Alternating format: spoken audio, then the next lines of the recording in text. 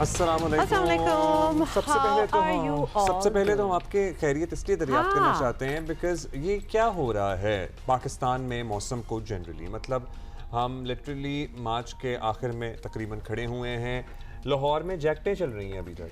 हाँ, कुछ अजीब सा है। अच्छा, छोड़ दें सब कुछ। कल की बारिश जो रात को हुई है हमारे यहाँ, देखिए बारिश की एक फोरकास्ट छोटी सी थी कि बारिश हो जाएगी और आउटस्कर्ट्स की बड़ी बात हो रही थी। की नहीं थी जो हुआ है। इट वाज मतलब थोड़ी देर के लिए जब स्टार्ट हुई तो इतनी तेज होगी, फौरन से इतनी तेज हो गई कि 19 people died because of the rains last night। And हवा बेसिकली मुख्तलिफ हादसात हुए ना, मतलब एक केओस मच गया अचानक से शहर में कि चीजें संभलने में नहीं आ रही हैं। बिलबोर्ड्स गिर रहे हैं, उखड़ रहे हैं, दरख्त उखड़ रहे हैं, गाड़ियों के ऊपर चीजें गिर रही हैं, दीवारें गिर रही हैं, and so on and so forth. So हुआ क्या, कराची में बारिश थमी तो इत्तलात आना शुरू हुई। बाय द वे ये बारिश का सिलसिला ना एज वी स्पीक जारी है। हाँ, अभी तक थोड़ा it's just drizzling, it continuously is drizzling.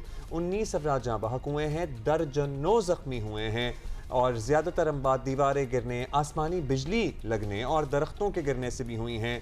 कल रात को बारिश होते ही आंधी ने जो तूफान मचाया है ना, हाँ। उसकी रफ्तार बताई गई है 90 से 97 किलोमीटर फी घंटा। आप सोचिए, इट वाज सीरियस। आप सोशल मीडिया में वीडियोस वगैरह तो देख रहे होंगे, इट्स नो जोक कि कल क्या हुआ है। अच्छा, थोड़ा सा उसमें ये भी बता दें, रेस्क्यू 1122 के मुताबिक बल्दिया टाउन में इमारत की दीवार गिरने के वाक़े में 13 अफराद की जान गई है। सोचें, मकानों और दुकानों की छतों पर लगी सोलर प्लेट्स हैं वो भी गिरी हैं और फिर गिर जाती हैं तो फिर वो नाकारा हो जाती हैं। अच्छा, रात को शहरी इंतज़ामिया जो थी वो कहीं कहीं हमें नज़र भी आई। मेयर साहब भी in fact he was out and about, क्योंकि बाकी पूरी दुनिया भी तो बाहर ही थी ना। After all this is like literally चांद रात ही ऑलमोस्ट, आप समझें ये आखिरी के जो 3-4 रोज़े रह गए होते हैं उसमें तो एवरीबडी इज़ आउटसाइड और एक फेस्टिविटी का माहौल होता है, शॉपिंग मॉल्स भरे होते हैं, इतने ज़्यादा क्या कहते हैं, मेलों को क्या कहते हैं जो लगे हुए थे डिफरेंट जगहों पे, ये बाजार ईद बाजार टाइप, क्योंकि वो जगह जगह ईद बाजार जो हैं वो शहर में लगे हुए हैं। वहाँ जो तबाहियाँ हुई हैं because people were not expecting. Forecast में भी यही बताया गया था कि होगी बारिश थोड़ी बहुत और आउटस्कर्ट्स ऑफ कराची में जो है वो ज़्यादा हो जाएगी और फील भी हो जाएगी। अंजुम साहब हमारे साथ मौजूद हैं मेट ऑफिस से। अंजुम साहब, कल हमने आपसे बात की थी और आप हमें बता रहे थे कि बारिश होगी और आपने हमें बताया था कि नॉर्दर्न आउटस्कर्ट्स ऑफ कराची में बारिश होगी, लेकिन रात में जो फिनोमेना, नहीं कल हमारे साथ अंजुम साहब ही थे, कोई और था? अंजुम साहब आप ही थे, आपसे बात हुई थी ना हमारी। अच्छा, रात में जो फिनोमेना था, व्हाट वाज इट? देखें, आपको अगर याद हो तो मैंने कल आपसे ये बात की थी कि पहले हम इसको एक्सपेक्ट कर रहे थे कि ये आफ्टरनून में इम्पैक्ट आएगा। फिर मैंने आपसे कहा था कि ये अब अर्ली जो है नाइट के आवर्स में हमें ये आता हुआ दिख रहा है और इस तेज़ हवाओं की जो फोरकास्ट है वो ऑफ कोर्स जो है 4-5 दिन पहले जो एडवाइजरी आई थी या कंटिन्यू फोरकास्ट में इसका बताया गया था। फिनोमेना ये था कि जी ऑलरेडी फरवरी के हमारे जो टेम्परेचर्स थे वो अबव नॉर्मल रह रहे थे। मार्च में भी हमने 38 तक टेम्परेचर देखा, तो अच्छी खासी एनर्जी जो है वो एटमॉस्फेयर में अवेलेबल थी।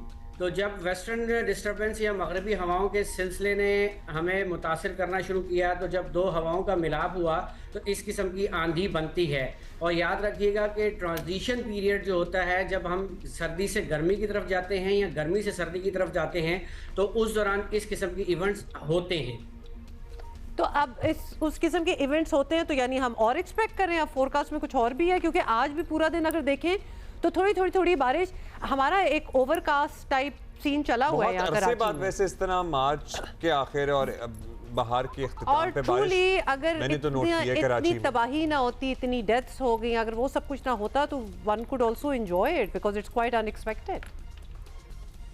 एक्चुअली देखें, रेन जो है वो सबसे ज़्यादा कुरंगी में 56 मिलीमीटर रिकॉर्ड की गई। Otherwise rain was not too much, यानी कि 9 से 12 या नाज़िमाबाद में 30 मिलीमीटर बारिश हुई है सिर्फ। लेकिन ऑफ कोर्स हवाएं बहुत ज़्यादा शदीद थी, जैसा आप बता रहे हैं कि 90 से 97 किलोमीटर फी घंटा की रफ्तार से हवाएं चलें। हवाओं ने ज़्यादा इम्पैक्ट दिया। और अगर हम बात करें कि इस फोरकास्ट की तो ऑफ कोर्स थी, और अगर हम आने वाले दिनों की बात करते हैं तो कल का दिन जो है वो ऑलमोस्ट सिंध में क्लियर है। और परसों जैसा कि मैंने बताया था कि सैटरडे को आउटस्कर्ट्स पहले लग रहे थे, लेकिन अब इस बात की उम्मीद लग रही है कि तकरीबन second half of the day में तकरीबन कराची भर में जो है वो लाइट टू मॉडरेट या आइसोलेटेड हैवी फॉल्स हो सकते हैं, गरज चमक के साथ बारिश के हफ्ते को इम्कानात मौजूद हैं। ईद वाले दिन की बात करें because that day is also important ना, लोगों का इंटरेस्ट होता है। अभी ये ओवरकास्ट और ये अब्र आलूद मौसम और ठंडी हवा और हल्की बारिश कितने दिन तक रहेगा सिलसिला, एक हफ्ते? देखें जी, आज का जो सिलसिला है ये इस वक्त तो स्काइज ऑलमोस्ट क्लियर हैं कराची के, लेकिन अभी भी फिर मैं आपको बता रहा हूँ कि स्टिल देयर आर चांसेस, क्योंकि बलूचिस्तान की जिस तरह कल का सिनेरियो था कि बलूचिस्तान की कोस्टल बेल्ट के साथ जो है वो डेवलपमेंट थी, तो might possible chances are still there कि कल की तरह first half of the night में कुछ बारिश हो जाए, but intensity is not look like yesterday's. Okay, चलो that is actually a relief because you don't want that kind of intensity. Lahore में भी बारिशें, लगता है कि वहाँ मौसम जो है वो अच्छा भला गर्म की तरफ जा रहा था, खैर नॉट रियली अच्छा भला, लेकिन अब फिर से there is a chill factor in the air. इसी तरह इस्लामाबाद में भी बारिशें हो रही हैं, सर्दी लौट आई है। क्या हो रहा है? हाँ देखें जी, मगरबी हवाओं के सिलसिले बैक टू बैक हमें मुतासर कर रहे हैं और ये सिलसिले अभी चलेंगे। कभी एक दिन का गैप आ गया, लेकिन ये जो सिलसिले हैं ये तकरीबन एंड ऑफ मार्च तक पूरे मुल्क में जारी रहेंगे। कहीं हल्की बारिश, कहीं दरमियानी बारिश, पहाड़ों पर बर्फ़बारी, ईद के रोज़ भी कई इलाकों में बारिश हो सकती है। तो ये सिलसिले चलते रहेंगे। ईद खुशगवार होगी, टेम्परेचर्स अच्छे होंगे। ऑफ कोर्स ही बात है कि नॉर्दर्न जो हमारे पार्ट्स हैं कंट्री के, वहाँ पर कूलिंग है। आप जैसे कह रहे हैं लोग कि सर्दी लौट आई है, तो काफ़ी हद तक कूलिंग रहेगी। अच्छा, जाहिर है फिर उससे बर्फ़ पिघलने का सिलसिला भी ज़रा देर से शुरू होता है और हमारे लिए तो फ़ायदेमंद ही होता है। अंजुम साहब, ये जो फिनोमेना था कि जी कोई काली बारिश है और कोई विंड स्क्रीन से हट नहीं रही है, रूमर्स इस तरह ये क्या ये कुछ था ऐसा, या बस ये अफवाहें थी जो हम तक भी पहुंच रही थी? देखें, यस्टरडे कराची में बारिश हुई, ना आपने सुना कुछ, ना मैंने सुना इस किस्म की कोई बात। It was just a rainfall. कहीं से कोई सिचुएशन रिपोर्ट, कोई रिपोर्ट नहीं है कि किसी के साथ कोई मिस चलें हवा की वजह से या उसकी वजह से हुआ। बारिश के पानी या जिसको ब्लैक रेन कह रहे थे, ऐसा कोई इम्पैक्ट कहीं नहीं देखा गया। ठीक है, क्योंकि हमारे रीजन में, बल्कि आप ही तस्दीक कर सकते हैं because of what you know the war is going on and everything, और कितने ऑयल जो इंस्टॉलेशंस हैं, जो जगह हैं, रिजर्वॉयर्स हैं, उनको भी अटैक किया गया। तो वहाँ से हमने ज़रूर सुना था कि कुछ ब्लैक रेन टाइप बातें हो रही हैं, कि वहाँ कुछ बारिशें हुई हैं जो ब्लैक रेन ही थी, which is oily rain actually. उधर भी कुछ ऐसा हुआ था या वहाँ की भी रूमर्स ही हैं? एक्चुअली देखें, without data there is nothing man. कोई डाटा, प्रॉपर सोर्स का डाटा अवेलेबल नहीं है जिसको हम कह सकें कि ऐसा कुछ हुआ। बाकी सोशल मीडिया पे तो आप रिलाई नहीं कर सकते। Got it. बहुत शुक्रिया अंजुम नज़ीर साहब, thank you for being with us. तो ये मौसम जो आप इंजॉय कर रहे हैं, मतलब अब अल्लाह ना करे वो तेज़ हवाओं वाला सिचुएशन ना हो, तो you can actually enjoy this is very unexpected and nice. और अंजुम साहब का कहना था जहाँ जहाँ बारिशें हो रही हैं, जैसे कि Lahore, Islamabad and everywhere else, तो those places are going to stay cooler. अच्छा, कल से लेकर अब तक क्या सूरत हाल रही है? काशिफ मुश्ताक हमारे साथी हैं, शहर से हमें रिपोर्ट कर रहे हैं। कराची में रात गए बारिश का सिलसिला शुरू हुआ और उसके बाद से मुख्तलिफ हादसा भी रिपोर्ट हुए। बल्दिया में एक बड़ा वाकया रिपोर्ट हुआ जिसमें दीवार गिरी और उसके बाद छत गिरी, जिसके नतीजे में 13 अफराद जांबाक हुए। इसी तरह मजमूई तौर पर कराची में अब तक 19 अफराद जांबाक हुए, जबकि 60 से ज्यादा अफराद जख्मी भी हुए हैं। ज्यादातर जो वाकयात हैं वो बल्दिया, कोरंगी, शाह लतीफ और इसके साथ साथ शाह फैसल और मलीर के इलाकों में वाकयात रिपोर्ट हुए, जबकि जो हादसात हैं उन हादसात में छतें गिरी हैं, साथ साथ दीवारों को नुकसान पहुंचा है और ये भी बताया जा रहा है कि जो दरख्त हैं उनके गिरने से गाड़ियां भी मुतासिर हुई हैं। ट्रैफिक पुलिस हुकाम की जानिब से ये कहा जा रहा है कि शहरी गैर जरूरी जो है वो ना निकले घरों से बाहर और थोड़ा सा एहतियात भी करें, चूंकि लोग ईद की शॉपिंग भी गुज़िश्ता रात बहुत ज्यादा कर रहे थे और बाहर निकले हुए थे, जिसकी वजह से काफी ज्यादा ट्रैफिक जैम पैक की सूरत हाल भी रही और उसके बाद बारिश का पानी भी जगह जगह सड़कों पर नजर आया।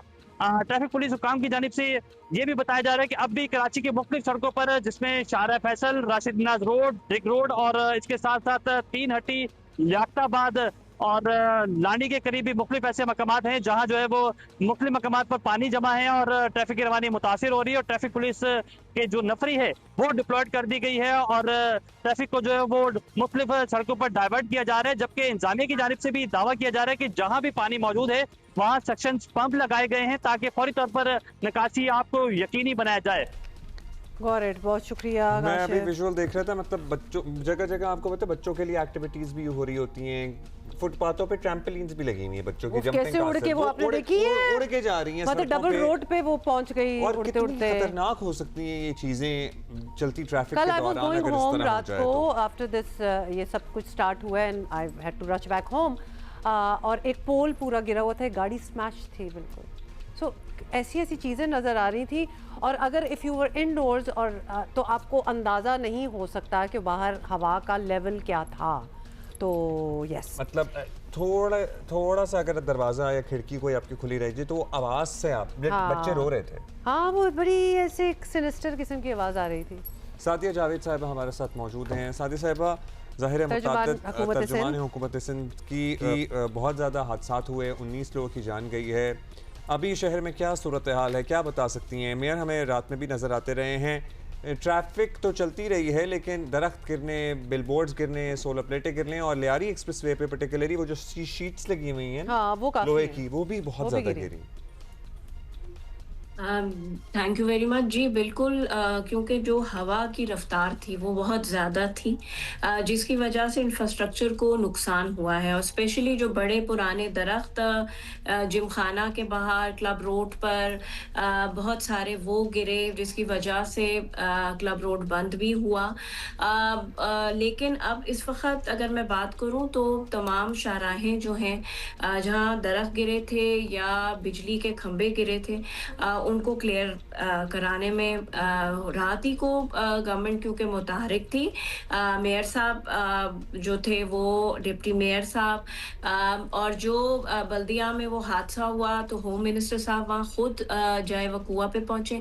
ट्रैफिक पुलिस जो थी वो पूरी रात रोड पे थी ताकि लोगों को, क्योंकि ईद के दिन है, लेट नाइट लोग शॉपिंग के लिए, और उसकी वजह से, और ये अचानक सडनली इतनी रेन हुई, रेन तो इतनी ज्यादा नहीं थी लेकिन आंधी और हवा इतनी बहुत ज्यादा थी, जिसकी वजह से जाहिर सी बात है जो बिलबोर्ड्स प्राइवेट बिल्डिंग्स पे लगे हुए हैं उनके गिरने की शिकायत है, और मारीपुर पे जो पेडेस्ट्रियन ब्रिज है उसकी एक साइड का वो जो लोहे का ग्रिल था वो गिरा है, उसकी वजह से हुआ है। लेकिन इस वक्त मजमूई तौर पे अगर बात की जाए तो शहर की तमाम शाहराहों को क्लियर कराया गया है।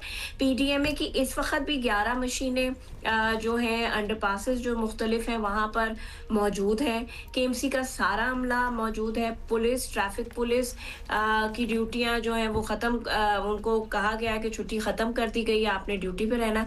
तो इस वक्त रेन इमरजेंसी अलर्ट, क्योंकि सीएम साहब ने कल दोपहर में एक मीटिंग कंडक्ट की थी और उन्होंने ये बात वाज़ेह की थी कि आप लोग प्रिपेयर्ड थे इस रेन के लिए, इस बारिश के लिए। जाहिर है आंधी के लिए तो इतना कोई भी तैयार नहीं था, लेकिन तैयारी थी पहले से, मालूम था, मेट ऑफिस ने आपको बता दिया था। देखिए, मेट ऑफिस ने ये कहा था कि कराची में मॉडरेट बरसात है, वो उसके लिए सीएम साहब ने जो है वो कल एक इजलास किया था और उसमें उन्होंने ये कहा था कि इंतजामिया हाई अलर्ट कर दी गई है। लेकिन जो बाद में ये हवा और आंधी थी ये अनएक्सपेक्टेड थी, क्योंकि ये प्रिडिक्टेड हो भी नहीं सकता था आई थिंक, लेकिन बहुत पूरे डिफेंस में जहाँ मैं रहती हूँ लोगों की छतों से सोलर प्लेटें उड़ गई, जिनके घरों में वो फाइबर की छतें थी वो उड़ गई, तो इंफ्रास्ट्रक्चर को प्राइवेटली भी लोगों का बहुत नुकसान हुआ है और जाहिर सी बात है गवर्नमेंट का भी। वैसे सादिया साहिबा, अजीब सी बात ये लगती है ना कि बारिश तो इतनी कोई ख़ास हुई नहीं लेकिन हवा बहुत तेज़ चली, बट ये भी नहीं कि कोई 8 घंटे चलती रही हवा, कुछ देर के लिए ऑब्वियसली 1-2 घंटे शायद चली होगी। मतलब 19 लोगों का जाँ बहक हो जाना ये बड़ी कंसर्निंग लगता है कि तूफान ही कोई आ गया था शहर में। सैकड़ों जख्मी भी। हाँ, जख्मी भी कितने हुए हैं। I mean, does that concern you also? नहीं, डेफिनेटली सिंध गवर्नमेंट कंसर्न थी। आपको मैंने कहा कि होम मिनिस्टर साहब मेयर साहब के साथ रात ही को, लेकिन जो सबसे बड़ा इंसिडेंट हुआ है वो बल्दिया में जो दीवार के साथ लोगों ने बारिश से बचने के लिए, अपने आप को महफूज करने के लिए, और वो दीवार कोलैप्स कर गई है। वो PTSCL की शायद बिल्डिंग है, उसकी वो दीवार कोलैप्स की है। सबसे ज़्यादा कैजुअलिटी वहाँ रिपोर्ट हुई और वो 13 लोग हैं। बिल्कुल कंसर्न की बात है, लेकिन लोग प्रिपेयर्ड नहीं थे, लोग घरों से बाहर थे। जैसे आप और मैं बात ही कर रहे हैं कि ईद के अब आखिरी दिन है, बच्चों को लोग लेके बाजारों में, तो जाहिर सी बात है वो, और जो पुराने कराची में बड़े दरख्त उखड़ गए, उसकी वजह से जो ये शिकायत आई है, रियली इट इज़ कंसर्न, और गवर्नमेंट उसको देख रही है। जितने जख्मी हैं उनके ट्रीटमेंट को भी देखा जा रहा है, और बिल्कुल अफसोस किया है गवर्नमेंट ने जिन लोगों की जान चली गई है, और जिस तरह हुकूमत मदद कर सकेगी हम उन लवाहिकीन के साथ जिनके प्यारे चले गए हैं, और जो ज़ख्मी हैं उनके साथ गवर्नमेंट खड़ी है। बहुत शुक्रिया सादिया जावेद साहिबा, तर्जुमान हुकूमत Sindh. This was definitely very unexpected as well, जो हम बात भी कर रहे थे। लेकिन अभी भी थोड़ी थोड़ी बारिश हो रही है, और वैसे ही मौसम का कुछ आजकल पता नहीं है, तो just be careful everybody out there. अच्छा जी, वेलकम वेलकम। अच्छा, we are in our last few days of Ramzan, और हमने इस पूरे महीने में बहुत सी चैरिटीज़ जो हैं वो आपको इंट्रोड्यूस कराई हैं। बहुत सौ को तो आप ऑलरेडी जानते थे, but it was a bit of a reminder कि जहां आप अपना सदका देना चाहते हैं, अतियात देना चाहते हैं, ज़कात देना चाहते हैं, so there are so many deserving avenues. अच्छा, रमज़ान में क्यों देते हैं? क्योंकि हम नमाज़ पढ़ेंगे उसका कई गुना ज़्यादा सवाब होगा, हम नवाफिल अदा करेंगे उसका ज़्यादा सवाब होगा, हम इबादत करेंगे, और सदका और ज़कात भी वैसे भी हम दे सकते हैं और देनी ही चाहिए और देते ही रहते हैं, लेकिन इस महीने में जो आपने खर्च किया उसका अजर भी तो ज़्यादा होगा ना। एब्सोल्युटली, मतलब आप इसको कुछ भी कह लें, लेकिन हमारा भी दिल चाहता है कि बस इस इस महीने में जो सारा खुदा की रज़ा है, खुदा का प्यार है, बस वो इस महीने में हम इकट्ठा कर लें, तो थोड़ी सी मेरा ख्याल है कि हमारी लालची अप्रोच भी होती है, but we can do that.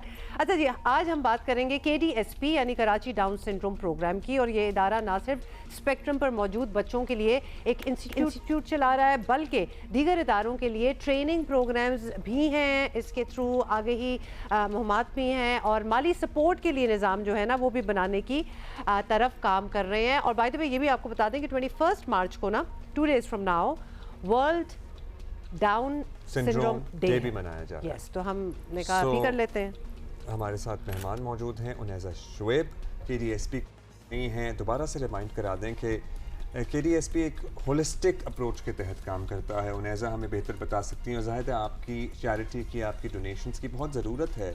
कितने हज़ार बच्चे रजिस्टर्ड हैं आपके साथ, या अफराद कह लें? बिल्कुल जी, अफराद जो है हमारे रिसेंटली हमने 3000 मार्क किया है। Individuals with Down syndrome are registered with us at the moment, and these would be between the ages of areas 0 to up till 59. So हमारे जो ओल्डेस्ट मेंबर हैं, he is of 59 years, so close to 60. And ये सिर्फ कराची की बात हो रही है या overall? No, overall Pakistan. In fact, not just Pakistan, globally हमारे पास कुछ बहुत different regions से भी registrations आई हैं. For example, UAE, Ethiopia. And when you say registrations आई हैं, what does it mean? मतलब एक 30 साल का फ़र्द या फिर 15 साल का बच्चा या बच्ची आपके साथ रजिस्टर्ड होते हैं, और उन्हें अभी हमारे ही प्रोग्राम के थ्रू पता लगता है, तो how can you help them? So हमारा पहला मरहला यही है, जो हमारी जिस डिपार्टमेंट को मैं रिप्रेजेंट कर रही हूँ, फैमिली सपोर्ट से, वी रजिस्टर दैम।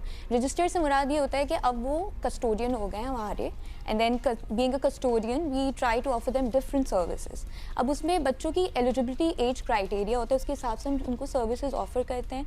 उसका एक तरीक़ेकार है पूरा, हमारा बहुत सिस्टमैटिक तरीक़ेकार है। वेट लिस्ट पे उनको डाला जाता है, वहाँ से फिर हर डिफरेंट डिपार्टमेंट उनको रीच आउट करता है। For example early childhood intervention में 0 to 7 ईयर्स को केटर किया जा रहा होता है, इसी तरीके 7 ईयर्स से लेकर हर डिपार्टमेंट, सॉरी आपने कहा है कि उनको रीच आउट करता है, तो जब कोई स्पेस अवेलेबिलिटी हो कि उनको रीच आउट करता है, या ऑनलाइन उनकी मदद करने के लिए रीच आउट करता है, या फिर कि अब जगह है तो यू कैन जॉइन? सो हमारा सर्विस मॉडल है। उसमें एक तो हमारी कुछ ऐसे प्रोग्राम्स हैं इस वक्त जो कि अवेलेबिलिटी पे डिपेंड करते हैं, बट कुछ चीज़ें हमारी सीजनल हो रही होती हैं। जैसे स्कूल्स के एडमिशन्स होते हैं, तो अराउंड जून टिल अगस्त वो सीजन होता है जिसमें हम प्रोग्राम्स में फुली इंडक्ट कर रहे होते हैं बच्चे को, और वो डिफरेंट ईयर्स के स्पैन पे चल रहे होते हैं प्रोग्राम्स। अच्छा, अब इस साल के आपके क्या प्लान्स हैं, टारगेट्स क्या हैं, ताकि ज़ाहिर है जो भी डोनेशन देना चाहता है वो आपके प्लान्स का हिस्सा बन सकें? I feel like we are still halfway through what we are reaching out to, because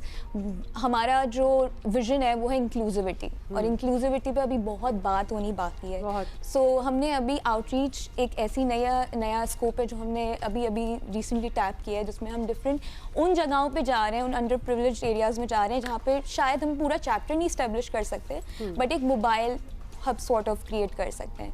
then also we are extending up to app के थ्रू हम डिफरेंट एरियाज को टैप कर सकें.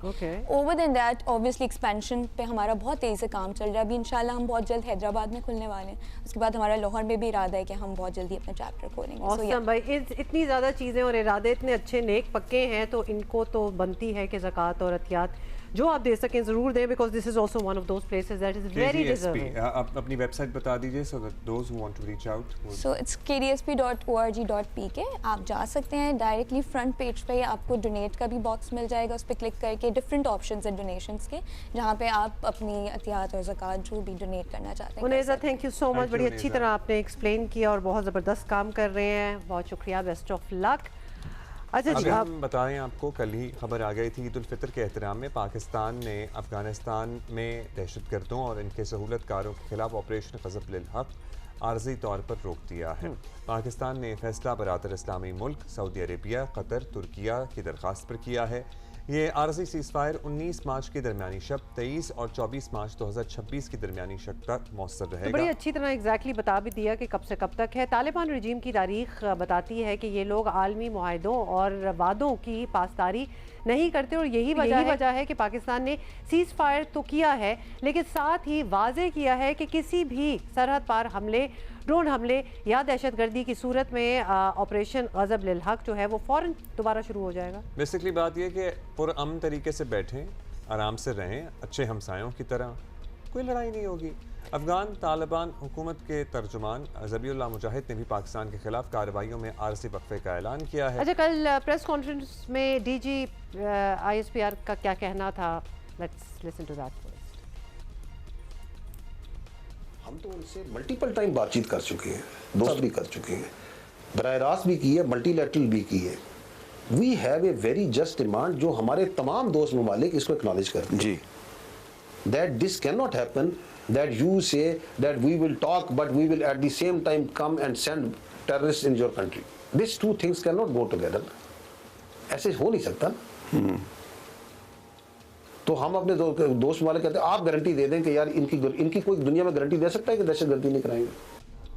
अच्छा, ये कैपिटल टॉक में आए थे और वहाँ मीर साहब के साथ गुफ्तगू हो रही है, उसमें ये सारी बातचीत हुई थी.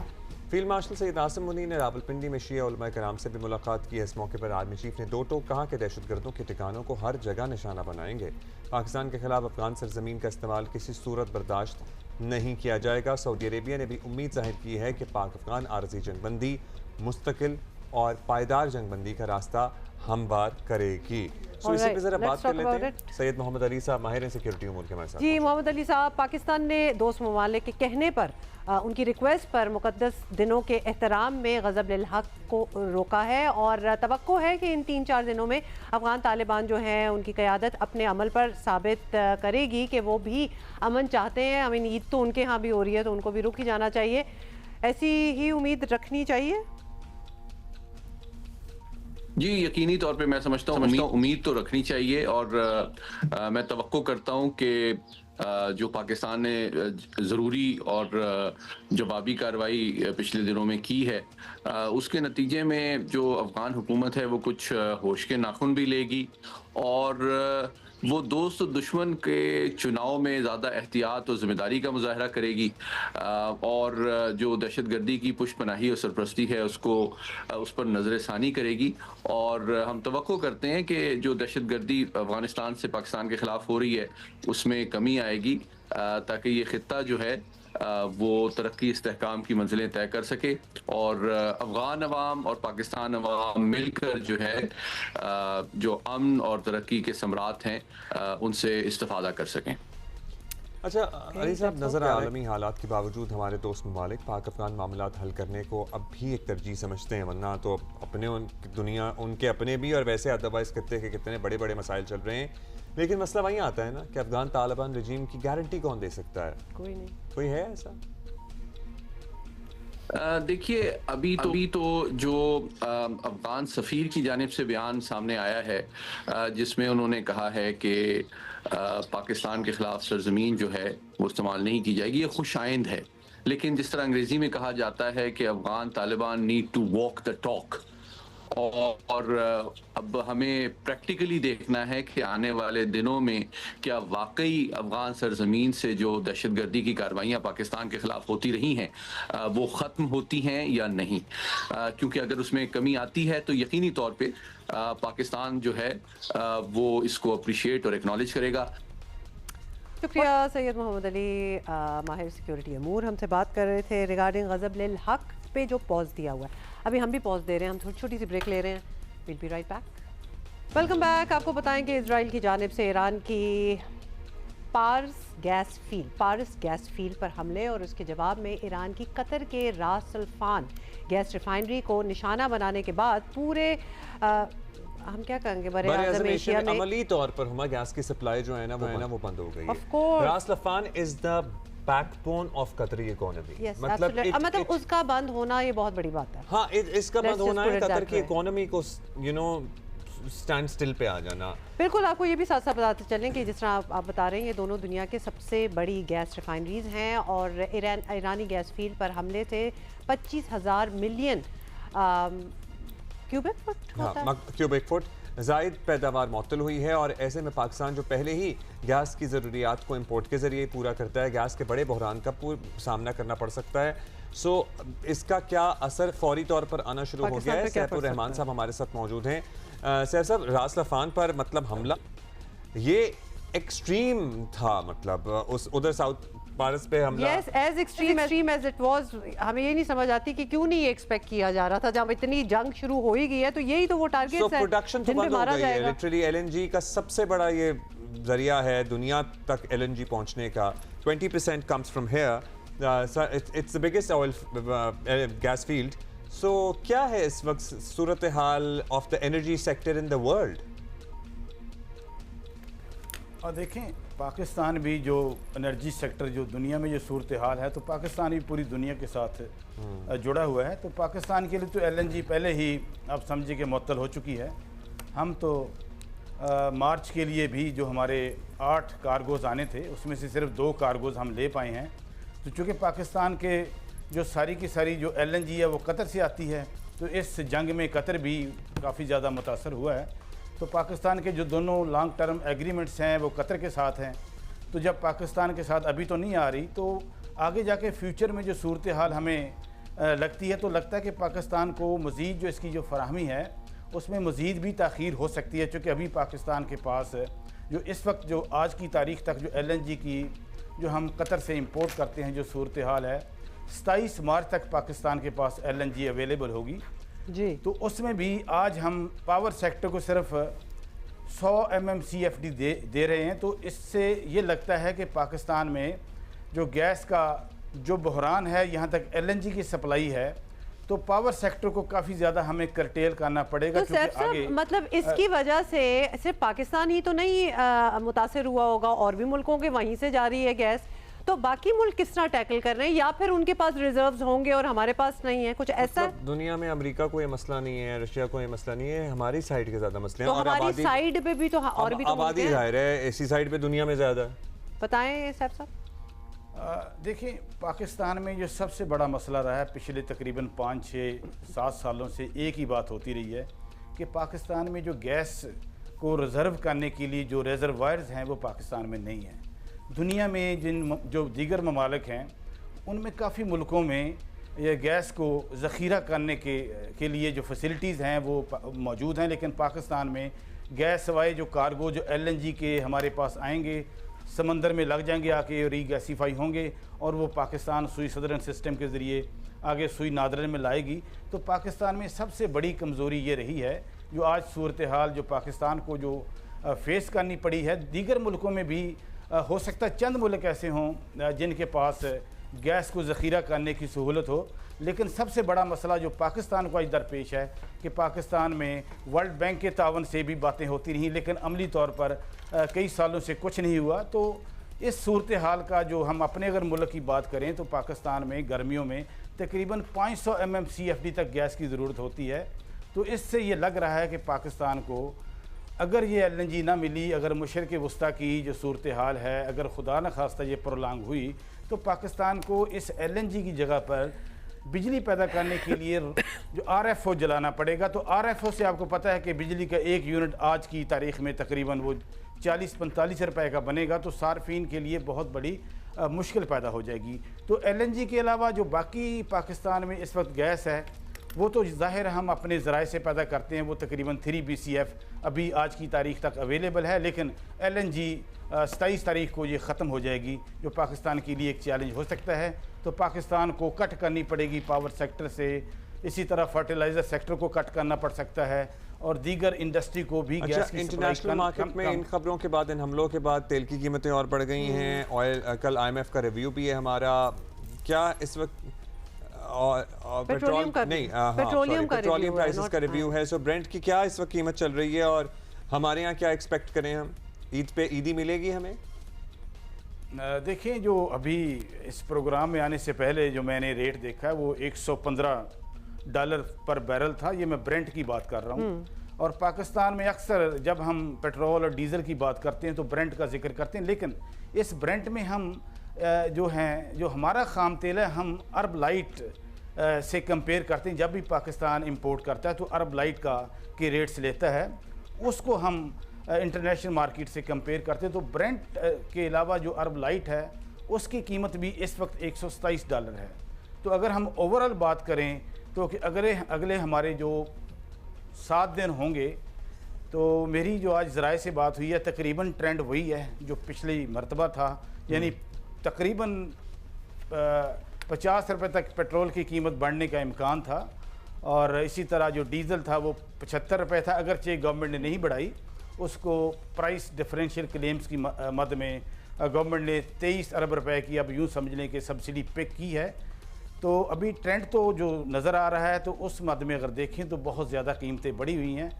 तो डीज़ल की जो कीमत है वो तकरीबन जब ये मशरिक़ वस्ता की सूरत हाल शुरू हुई थी कशीदगी, अगर पेट्रोल $70 पे था तो इस दफ़ा भी सब्सिडी से ही इसको मैनेज किया जाएगा। और सैफ साहब ये भी एक बता दें फ्रॉम योर अंदाज़ा कि ये बात कहाँ तक जा सकती है, क्योंकि ये कॉन्फ्लिक्ट जो है, मतलब वॉर है, कॉन्फ्लिक्ट तो है भी नहीं, ये तो कहीं नहीं जा रही अभी, तो ये कोई एंड गेम इसकी एज सच नज़र नहीं आ रही। तो हम कहाँ तक देखें कि ये प्राइसेस जो हैं ब्रेंट की, जिस तरह आप बता रहे हैं 115 आपने बताया dollars, where can it go? देखें, ये ब्रेंट की जो प्राइस है ये बहुत ज़्यादा डिपेंड करती है आपकी जो स्टेट ऑफ हरमुज़ है। जब तक ये नहीं खुलती, मशरिक़ वस्ता की कशीदगी ख़त्म नहीं होती। अब देखें कि अगर थोड़ी सी नीचे आती है, $106 पर आती है, तो यकदम जैसे ही आपने कल के हालात देखे हैं 115 पर ब्रेंट चला गया है। और इसके साथ साथ जो अरब लाइट है उसकी कीमत $127 पर बैरल पर ट्रेड हो रहा है। तो कीमतें तो आप नहीं कह सकते कि जब तक इस जो लिंक हैं कि सूरत हाल ये गल्फ़ में कैसी रहती है, उसमें कोई बेहतरी आती है, ठीक है, तो फिर भी उसको वक्त लगेगा इन कीमतों को नीचे आने में। अदरवाइज आज की तारीख तक सूरत हाल काफ़ी। गैस प्रोडक्शन तो ज़ाहिर है बंद ही है, कतर से भी बंद है इस टाइम, तो क्या हम उसके वक्त का इंतजार करें? उसमें तो काफ़ी वक्त लग सकता है। Thank you for being here with us. We should all prepare for it. They are tough times. Before it gets better, it's going to get worse. Tough times. एक लाइन भी होती है और हम हालात ऐसे जाते हुए भी देख रहे हैं. So we cannot, I mean, we can hope for the best, but we need to be prepared for the worst. अभी हम मिलते हैं आपसे थोड़ी देर में. वेलकम. ओके, पाकिस्तान में ईद उल फितर का चांद देखने के लिए मरकजी रुयत हिलाल कमेटी का इजलास आज वजारत मजहबी अमूर इस्लामाबाद में चेयरमैन रुयत हिलाल कमेटी मौलाना अब्दुल कबीर आज़ाद की ज़ेर सदारत होगा. But I can still tell you कि कब ईद होगी. मुझे ऐसी फीलिंग हो रही है. मरकजी रुयत हिलाल कमेटी शहादतों के जायजे के बाद ईद उल फितर का चांद नजर आने या ना नजर आने का ऐलान करेगी. स्पार को बता चुका है कि इम्कानात बहुत कम हैं. सऊदी अरब में और मशरिक़ वस्ता में कल ईद का चांद नजर नहीं आया था, वहाँ ईद होगी जुमे को यानी टुमारो। हाँ, यानी कल नहीं नजर आया था तो आज नहीं ईद हुई तो कल होगी। मैंने सही कहा है ना? बिल्कुल। चाइना, अच्छा इसके अलावा और भी जगहों पे बता दें या नहीं? नहीं अभी नहीं, पहले Okay, I wanted to just, you know, I think that it's going to be on Saturday और अब्दुल्ला का भी यही ख्याल। हाँ, अच्छा अब इन्हीं ईद की छुट्टियों में एक बड़ी खबर ये आई थी, कल ही आ गई थी कि अफगानिस्तान और पाकिस्तान के दरमियान आर्जी जंगबंदी हुई है, मतलब टेम्परेरी सीज फायर हुआ है। चाइना इस सिलसिले में कोशिश कर रहा था पहले भी, और इस टेम्परेरी सीज फायर का चाइना की तरफ से खैर मकदम किया गया है। तो पाकिस्तान और अफगानिस्तान के दरमियान आर्जी जंगबंदी का खैर मकदम करते हैं, ये तर्जुमान चीनी वजारत ख़ारजा का ये कहना है, और उम्मीद करते हैं कि दोनों फरीक जो हैं वो पुरसुकून रहेंगे। हम भी उम्मीद यही करते हैं, और तहम्मुल का मुजाहरा जो है वो भी करेंगे। So this is what they said. और उन्होंने कहा है कि उम्मीद है फिलफौर अमन की बातचीत के लिए, इख्तिलाफात दूर करने के लिए मुज़ाकरात की तरफ भी बढ़ा जाएगा और मुज़ाकरात से ही हल करेंगे, और उम्मीद है दोनों ममालिक सरहदी इलाकों में मुश्तरका तौर पर अमन और इस्तेहकाम कायम करें। बहुत सी उम्मीदें हो गई हैं वैसे, लेकिन अब अगर कोई बातचीत हो भी जाए, क्योंकि it wouldn't be the first time कि उनके साथ बातचीत करने की कोशिश की है, इट डजंट वर्क। तो उम्मीदें तो हम बहुत कर सकते हैं, but then we have to take practical steps, जो पाकिस्तान बड़ी बखूबी ले रहा है। अभी हम जरा आपको लाइव लिए चलेंगे ब्रीफली। पीट हेग्सेथ जो सेक्रेटरी ऑफ वॉर है अमेरिका में, बात कर रहे हैं। To fail. But you, the American people, know better. Yes, there are reporters in front of me, but they are not our audience today. It's you, the good, decent, patriotic American people. You, the hardworking, tax-paying, God-fearing American patriots. The media here, not all of it, but much of it, wants you to think, just 19 days into this conflict, that we're somehow spinning toward an endless abyss, or a forever war, or a quagmire. Nothing could be further from the truth. Hear it from me, one of hundreds of thousands who fought in Iraq and Afghanistan, who watched previous foolish politicians like Bush, Obama, and Biden squander American credibility. This is not those wars. President Trump knows better. Epic Fury is different. It's laser focused. It's decisive. Our objectives, given directly from our America First president, remain exactly what they were on day one. These are not the media's objectives, not Iran's objectives, not new objectives, our objectives, unchanged, on target, and on plan. Destroy missiles, launchers, and Iran's defense industrial base so they cannot rebuild. Destroy their navy, and Iran never gets a nuclear weapon. Our objectives from day one. To the patriotic members of the press, nobody can deliver perfection in wartime. This building knows that more than anyone. But report the reality. We're winning decisively and on our terms. Iran is a vast country, and just like Hamas and their tunnels, they've poured any aid, any economic development, humanitarian aid into tunnels and rockets. That's what they did with Hamas. Iran has funneled decades of state resources, not to their people, but into missiles and drones and proxies and buried facilities.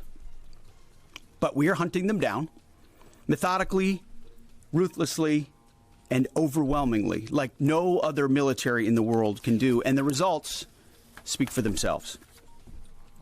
To date, we've struck over 7,000 targets across Iran and its military infrastructure. That is not incremental.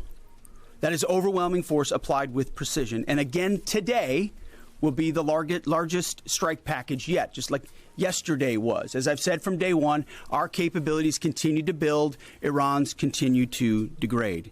We're hunting and striking death and destruction from above. Iran's air defenses flattened. Iran's defense industrial base, the factories, the production lines that feed their missile and drone programs, being overwhelmingly destroyed. We've hit hundreds of their defense industrial bases directly. Their ability to manufacture new ballistic missiles has probably taken the hardest hit of all. Ballistic missile attacks against our forces down 90% since the start of the conflict. Same with one-way attack UAVs. Think kamikaze drones, down 90%. Now, the Iranians will still shoot, we know that, but they would shoot a lot more if they could, but they can't. The last job anyone in the world wants right now? Senior leader for the IRGC or Besiege. Temp jobs, all of them. And to borrow a page from Admiral Ernest King in World War II, we've decided to share the ocean with Iran. We've given them the bottom half. We've damaged or sunk over 120 of their Navy ships, with battle damage assessments pending for many more. See, oftentimes we have to wait a few days on battle damage assessment to get the real number. Their surface fleet is no longer a factor. Their submarines, they once had 11, are gone. Their military ports are crippled. Iran has terrorized the United States and our interests for 47 years. Their core industries, not steel or agriculture, or tourism, their core industries are state-sponsored terrorism, proxy militias, underground networks, ballistic missiles, and a violent, messianic, Islamist ideology chasing some sort of apocalyptic endgame. A regime like that, refusing to abandon its nuclear ambitions, is not just a regional problem. It's a direct threat to America, to freedom, and to civilization. The world, the Middle East, our ungrateful allies in Europe, even segments of our own press should be saying one thing to President Trump. Thank you. Thank you for the courage to stop this terror state from holding the world hostage with missiles while building or attempting to build a nuclear bomb. Thank you for doing the work of the free world. Yesterday's ceremony reminded us why we fight. Not for nation building or democracy promotion, but to crush direct threats to America, Americans, and our interests. We fight to win, and we are winning on our terms, following our objectives. My 13-year-old son popped into my office last night while I was editing these remarks. He asked about the war and the families I met at Dover. And I looked at him and I said, they died for you, son, so that your generation doesn't have to deal with a nuclear Iran. It's the truth. And they did. So to the families who said, finish this, we will. And I say the same to every American who wants peace through strength. May Almighty God continue to bless our troops in this fight. And again, to the American people, please pray for them every day, on bended knee, with your family, in your schools, in your churches, in the name of Jesus Christ. To the troops, keep going, and Godspeed. Over to you, Mr. Chairman. Thank you, Mr. Secretary. Ladies and gentlemen, good morning, and thank you all for being here. I also had the honor yesterday, as the Secretary said, of traveling up to Dover with the President to welcome home our 6 fallen. It was an honor and a privilege for me to be there and to say thank you to their families. And I want to mention their names this morning. From the 6th aerial refueling wing. इससे पहले secretary of war की आपने पीर हक़्ज़त की गुफ्तगू सुनी और गुफ्तगू में उन्होंने जो बताया वो तो बताया, लेकिन मजहबी टच बड़ा वाज़े नज़र आया। मजहबी टच इन्होंने शुरू से ही डाला हुआ है, क्योंकि किसी तरफ तो इस जंग को मोड़ना है ना, तो जब कुछ और काम ना करे तो टच बीच में ले आओ। लेकिन मैं तो इनके चॉइस ऑफ वर्ड्स, इनकी हर ऐसी जो प्रेस कॉन्फ्रेंस होती है उसमें सुनती हूँ, जैसे कि अभी इन्होंने 3 पुराने प्रेसिडेंट्स को, जिसमें बाइडेन, ओबामा, बुश, इन सारों का जिक्र करते हुए और उनको फुलिश भी कह दिया। मतलब लूनेटिक और इस किस्म के टर्म्स तो यूज करते रहते हैं और दुनिया पे तो करते हैं और अपने ऊपर भी करते हैं। यूरोप को अनग्रेटफुल का। और उसके अलावा जो ट्रंप साहब हैं उनसे ज़्यादा ज़हीन दिमाग किसी का नहीं हो सकता दुनिया में। बस ये था इसका। अमेरिका और इसराइल के खिलाफ, आपको पता है अमेरिका और इसराइल की ईरान के खिलाफ जंग का आज 20th 20वां रोज़ है। जंग ख़त्म होने के बजाय मज़ीद तूल पकड़ती जा रही है और ईरानी सबसे बड़ी गैस ऑयल फील्ड पर इसराइली हमलों के बाद जंग की शिद्दत में इजाफा यूँ हो गया कि ईरान की जानिब से भी सख्त रद्द अमल का इजहार किया गया। ईरान ने जवाब में कतर समेत दीगर हमसाया मुल्कों में हमले तेज़ कर दिए हैं। एंड ये जो ईरान और कतर की गैस फील्ड है ना, ये एक ही है बेसिकली फील्ड। ठीक है, समझ आ गई ना। हाँ। सो ये एक ही ज़ख़ीरा है, कुछ इनका है, कुछ उनका है। अच्छा, ईरानी सदर जो है ना, उनका कहना है कि गैस फील्ड पर हमले के बाद दुनिया के लिए सूरत हाल जो है वो काबू से बाहर हो सकती है। और दूसरी तरफ रियाद में अरब और इस्लामी ममालिक के मुशावरती इजलास का एलामिया भी जारी हो गया है और एलामिया में कहा गया है कि खलीजी ममालिक पर ईरानी हमले किसी सूरत जायज़ नहीं है। सऊदी वज़ीर ख़ारजा ने वाज़े किया है कि उनका मुल्क ईरान के हमलों के ख़िलाफ़ फ़ौजी कार्रवाई का हक़ महफूज रखता है, बिल्कुल रखता है। ईरानी गैस फील्ड पर हमले पर खलीजी ममालिक भी खुश ऑब्वियसली कैसे हो सकते हैं। कतर और यूएई ने इजरायली हमले को गैर जिम्मेदाराना करार दिया है और ट्रंप का दावा है कि उन्हें इस हमले का इल्म नहीं था, मगर कोई ज़ाहिर है इस दावे की सदाकत पर यकीन करने को तैयार नहीं है। अमरीकी अखबार के मुताबिक सदर ट्रंप को ईरानी गैस फील्ड पर हमले का इल्म था। सदर ट्रंप चाहते थे कि हर जो स्ट्रेट ऑफ हॉर्मुज़ है उसके मामले पे ईरान पर दबाव डाला जाए, इसलिए उनको इस सारे मामले की नॉलेज थी। नेटो और दीगर इत्तेहादी मुल्कों की जानिब से ईरान के खिलाफ अमरीका के साथ न देने पर ट्रंप पर तनकीद भी और बढ़ गई है। आबनाए हॉर्मुज़ की बंदिश अमरीका के लिए नदामत, शर्मिंदगी का बाइस बन रही है। मतलब अहदाफ भी हासिल कर रहे हैं, फलाना ढमकाना सब कुछ कर रहे हैं, स्ट्रेट ऑफ हॉर्मुज़ नहीं खुलवा सके आप अब तक। अच्छा, यहाँ ना हम अब बहुत से जो दुनिया में ऑब्वियसली क्लोजली वॉच कर रहे हैं, एक्सपीरियंस कर रहे हैं, इस पूरी जो जंग का एक माहौल बना हुआ है, उसमें हिस्टोरियंस वगैरह भी होंगे, ओरल हिस्ट्री में जो बिलीव करते हैं वो भी होंगे। प्लीज़ रिकॉर्ड करना शुरू कर दें। ये सारी चीज़ें जो आप देख रहे हैं ना, ख़ुद अपने जर्नल्स में रिकॉर्ड करना शुरू कर दें, क्योंकि नैरेटिव रोज़ के बेसिस पे, डेली बेसिस पे बदलता है कि कहाँ से स्टार्ट हुआ, किसने स्टार्ट हुआ, किसने क्या कहा, क्या हमें पता था, नहीं पता था, ये सब रोज़ बदलता है। एजाज चौधरी हमारे साथ मौजूद हैं। एजाज साहब, इसराइल के ताज़ा हमलों और ईरान के ताज़ा जवाब के बाद खित्ते की सूरत हाल फिर तब्दीली हो रही है। गैस प्रोडक्शन बंद होने से पूरी दुनिया मुतासर होगी। क्या लगता है आपको, अब चांस है कि यूरोप, चीन, रूस वगैरह बराह रास्त इस मामले में अब एटलीस्ट ज़बानी कलामी तो मुदाखलत करें या अब भी ना करें? देखिए, रूस से स्टार्ट करते हैं। रूस तो फायदेमंद हो रहा है जी उसको, बल्कि उसका जो हाई सीज पे तेल पड़ा था टैंकर्स में, अमेरिका ने उसके लिए भी सैंक्शंस उठा दिए हैं, तो वो भी बेच रहा है।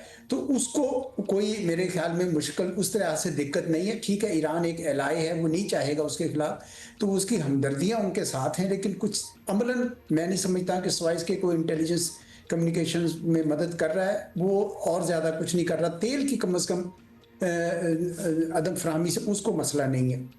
यूरोप को अगर हम देखें तो उसका तकरीबन 18% लेते थे वो वहाँ से, और अब यूरोप ने जब से अमेरिका ने रूस के ऊपर जो सैंक्शंस लगाई थी तो वो अमेरिका से ले रहे थे, यानी 57% वो अमेरिका से अपना सारा ऑयल ले रहे हैं और साथ में नॉर्वे का उनका अपना ऑयल है। तो यूरोप भी बहुत शिद्दत से मुतासिर होगा, क्योंकि 18% भी बहुत बड़ी एक मिकदार है और यूरोप की जो है पहले ही इक़्तिसाद जो है वो काफ़ी ज़्यादा आहिस्ता हो चुकी है, उसके ऊपर मज़ीद ज़्यादा बुरा असर पड़ेगा। तो यूरोप ने लेकिन अभी तक जो किरदार अदा किया सिर्फ इतना किया है कि उन्होंने अमेरिका का साथ नहीं दिया, लेकिन कोई अमलन मैंने नहीं देखा कि उनका कोई ऐसा किरदार आया होगा जिसमें उन्होंने आगे बढ़ के कहा होगा जनाब इसको जंग को रोकें, हमें बहुत नुकसान हो रहा है।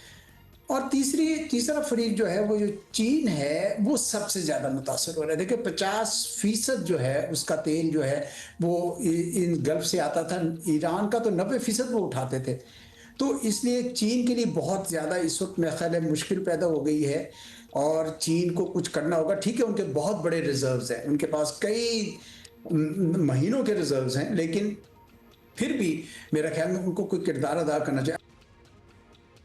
Got it. ये भी बताइएगा एजाज चौधरी साहब जी कि ट्रंप का, अब ये प्रेसिडेंट ट्रंप का ये कहना है कि इजराइल के ईरान की गैस फील्ड पर हमले का उन्हें नहीं पता था। मतलब ये मानने वाली भी बात है या नहीं है, बट स्टिल वो मज़ीद हमले नहीं होने देंगे, उनका ये भी कहना है। अब उनकी से भी है कि नहीं इसमें, तो क्या इजराइल अब अमेरिका की भी नहीं सुन रहा, या फिर ट्रंप जो है वो सिर्फ ये तासुर देना चाहते हैं कि इजराइल उनकी नहीं सुनता? किसको माने, क्योंकि यहाँ तो इतने वर्जन्स हैं। देखिए, ये तो ट्रम्प अपनी बेबसी का इजहार शायद इसलिए कर रहे हैं कि उन पे ये इल्ज़ाम आ रहा था कि अमेरिका इस वक्त इसराइल की जंग लड़ रहा है, अपनी जंग नहीं लड़ रहा। तो वो ये तासुर देना चाहते हों कि नहीं, इसराइल मुँह ज़ोर हो गया है, वो खुद कर रहा है, हम तो सिर्फ मदद कर रहे थे। लेकिन हकीकत इसके बरक्स है। यकीनन इसराइल ने अमेरिका को इसमें लपेट लिया है। पहले बहुत सारे सुदूर आए, वो नहीं उनके काबू आए। इस दफ़ा ये डोनाल्ड ट्रम्प साहब काबू आ गए और डोनाल्ड साहब खुद बेबसी की एक तस्वीर बनी नज़र आ रहे हैं। और आप ये देखें कि इसराइल की शुरू से ये ख्वाहिश थी कि ईरान और खलीजी रियासतें आपस में भिड़ पड़ें और एक दूसरे का इतना नुकसान करें कि ये फिर कोई ख़तरा ना इनके लिए ना रहे और वो अपना ग्रेटर इजराइल का जो मंसूबा है वो बना लें। और अमेरिका चूँकि उसका साथ दे रहा था, उस हद तक तो वो भी राज़ी था।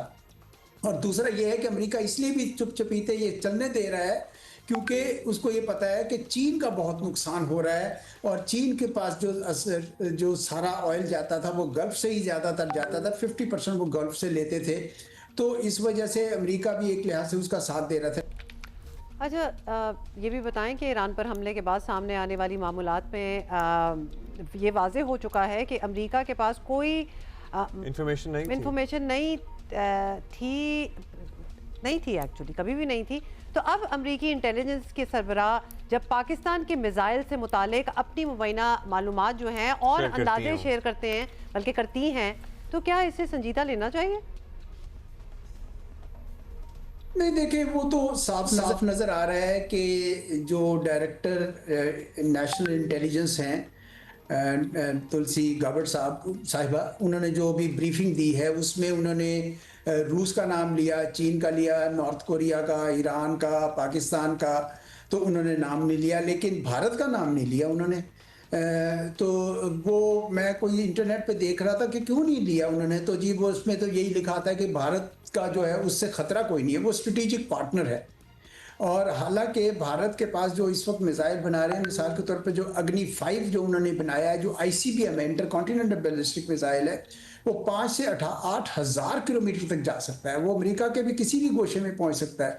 और इनके ताल्लुकात ज़रूरी तो नहीं कि किसी वक्त भी ठीक हो। तो ये एक लिहाज से बददियानती है उनकी तरफ से और पूरी पिक्चर अपनी आवाम को नहीं दे रहे हैं। और पहले भी उनकी इंटेलिजेंस फेल हुई है, इस वजह से फेल होती है क्योंकि पार्टीजन व्यू रखते हैं। हालांकि अमेरिका अगर आलमी ताकत है तो उनके जो सदर के पास सही पूरी पिक्चर होनी चाहिए। और मैं समझता हूँ कि पाकिस्तान ने तो कभी भी अपने मिसाइल जो हैं वो अपने खित्ते से बाहर उसका जिक्र ही नहीं किया। पाकिस्तान ने कभी भी जिक्र नहीं किया। हमने तो ये तक नहीं कहा कि हमने कहा जी सिर्फ और सिर्फ हमारा जो भारत से जो हमें ख़तरा है उसकी जारहियत को रोकने के लिए हमारा ये जो सारा एटमी प्रोग्राम भी है और मिसाइल प्रोग्राम भी है।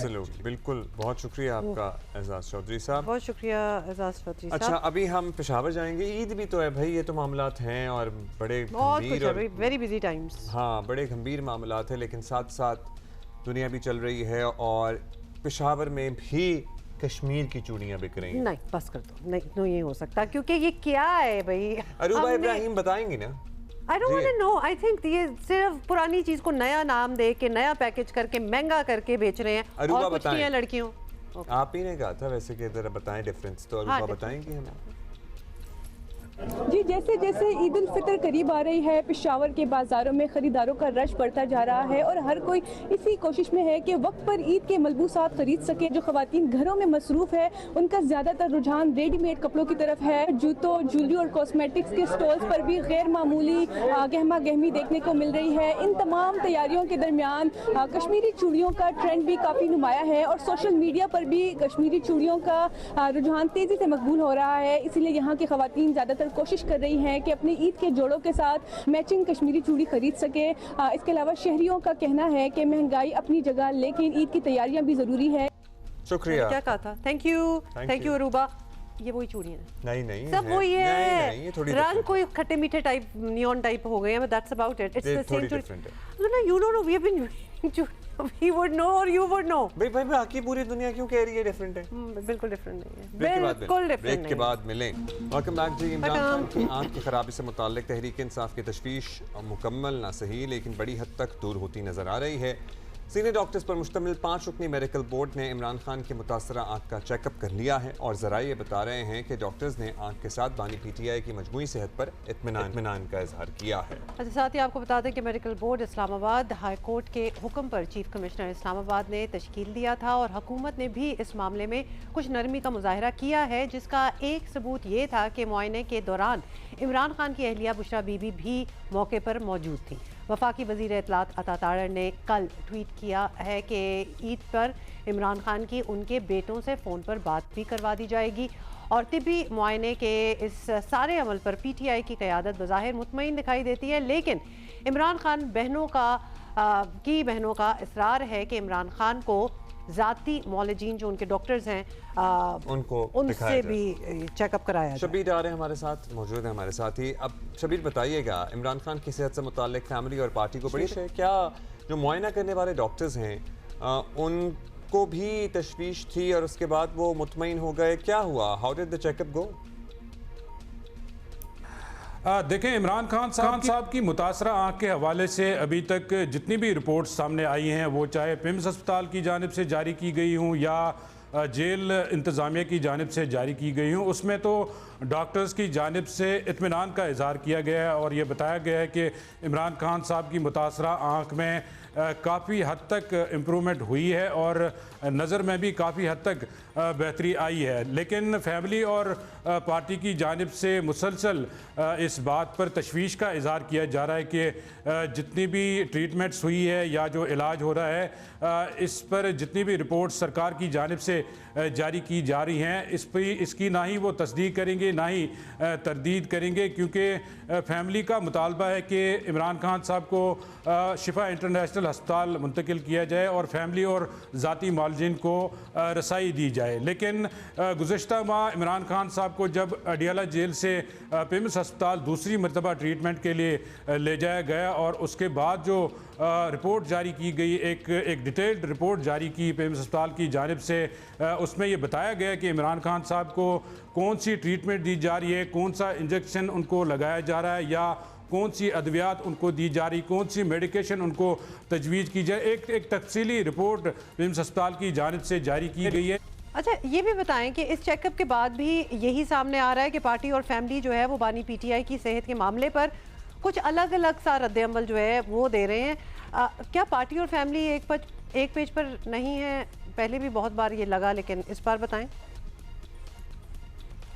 देखें, इमरान खान साहब की सेहत का इशू हो, उनकी मुलाकातों का इशू हो या उनके केसेस का इशू हो, हम तो बड़ा क्लोजली इसको वॉच करते हैं और जिस तरह फैसला साजी, पार्टी पॉलिसी और पार्टी उमूर को लेकर PTI में एक वाज़े डिवीज़न नज़र आती है, इसी तरह हमें अब इमरान खान साहब की सेहत को लेकर भी फैमिली और पार्टी के माबैन एक वाज़े तकसीम नज़र आ रही है। आपको याद होगा गुज़श्ता माह जब इमरान खान साहब की ट्रीटमेंट के हवाले से उनको पिम्स अस्पताल ले जाने की बात शुरू हुई तो उस वक़्त भी हुकूमत, PTI और तहक़ीक़ तहफ़्फ़ुज़ आइन के माबैन राब्ते हुए एक मुज़ाकरात का सिलसिला शुरू हुआ और हुकूमत इस नतीजे पर पहुँच गई थी कि चलें एक फैमिली मेम्बर और एक ज़ाती मालिज को एक्सेस दे देते हैं। लेकिन उस वक़्त भी जो ख़बरें सामने आई या PTI की सीनियर लीडरशिप से जो हमारी बात हुई तो उस वक़्त भी ये बताया गया कि अलीमा खान ही इसमें रुकावट बनी है कि अलीमा खान इस बात पर मुसर थी कि या तो उनकी बहनों में से किसी को एक्सेस दी जाए या फिर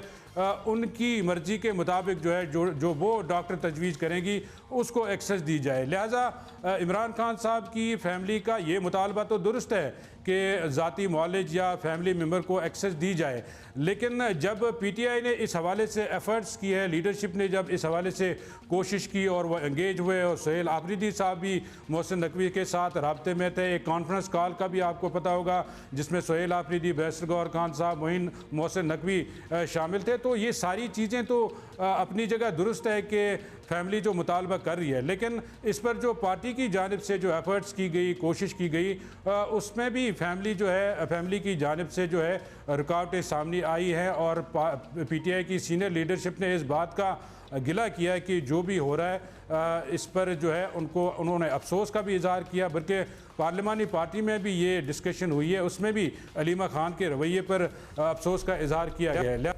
अच्छा, सो वहाँ रवैयों पर अफसोस का इजहार भी हुआ। ये बताइएगा कि ज़ाहिर खान साहब इस मरतबा भी जेल में ही गुजारेंगे। टेलीफोन का तो बताया गया था, बच्चों से टेलीफोन कॉल अरेंज कराई जाएगी वज़ीर इत्तलात की तरफ से। मुलाकात का भी कोई चांस बन सकता है, अगर अलीमा खान से नहीं तो बाकी बहनों से या किसी और से? जी बिल्कुल, ये कोई चौथी या पांचवी ईद होगी। इमरान खान साहब अडियाला जेल में ही गुजारेंगे और इस मरतबे भी ईद उल फितर पर इमरान खान साहब अडियाला जेल में ही होंगे। ताहम इमरान खान साहब की साबिका अहलिया जमाइमा गोल्ड स्मिथ की जानिब से 2 रोज़ कबल एक ट्वीट की गई थी जिसमें बताया गया था कि इमरान खान साहब के बच्चों को उनसे बात नहीं करवाई जा रही है और उनके बच्चे पाकिस्तान आना चाहते हैं, उनको हुकूमत पाकिस्तान वीज़ा भी नहीं जारी कर रही है। जिस पर वफाकी वज़ीर इत्तलात अता तार ने गुज़श्ता रोज़ उनके बयान का जवाब देते हुए कहा कि एक तो इमरान खान साहब के बच्चों की ईद पर ज़रूर बात करवाई जाएगी और जहाँ तक उनके बच्चों का पाकिस्तान आने का ताल्लुक़ है तो उनके पास नायकाप है, वो पाकिस्तानी शहरी हैं, वो बतौर पाकिस्तान शहरी पाकिस्तान किसी भी वक्त आ सकते हैं। ठीक, बहुत शुक्रिया। टेलीफोन पे तो बात हो जाएगी, पता नहीं आएंगे या नहीं आएंगे, कब आएंगे। ब्रेक ले रहे हैं, वापस आएंगे थोड़ी देर में। अच्छा जी, मरकज़ी रुयत हिलाल कमेटी का इजलास हो रहा है। शवाल का चांद देखने के लिए आसिफ बशीर चौधरी हमारे साथ मौजूद हैं। आसिफ, बताइएगा क्या इम्कानात हैं आज और कब तक ऐलान मुतवक्के है? जी, आज मरकज़ी रुयत हिलाल कमेटी का जो इजलास है वो यहाँ इस्लामाबाद में हो रहा है और जोनल ऑफिस जो मुल्क भर में हैं वहाँ पे भी ये इजलास होंगे। आज मुल्क भर से चांद की रुयत की शहादतें इकट्ठी की जाएंगी। ताहम जो यहाँ पे वज़ारत साइंस एंड टेक्नोलॉजी और पार्कों के जो लोग हैं वो ये बता रहे हैं कि चांद की उम्र जो है वो लगभग 14 घंटे है और इतनी कम उम्र के साथ चांद का इंसानी आँख से दिखाई देना जो है वो तकरीबन नामुमकिन है। इसलिए खदशा ये जाहिर किया जा रहा है कि आज मुल्क भर में चांद नजर ना आने का इम्कान है। ताहम इस हवाले से हतमी ऐलान जो है वो मरकज़ी रुयत हिलाल कमेटी जो है वो करेगी और उसका इजलास अब से कुछ देर बाद यहाँ वज़ारत मज़हबी उमूर इस्लामाबाद में जो है वो शुरू होगा और इसी तरह जोनल कमेटियों के इजलास जो हैं वो अपने अपने सूबाई हेडक्वार्टर और मुख्तलिफ मकामात पर होंगे। बहुत शुक्रिया आपका आसिफ।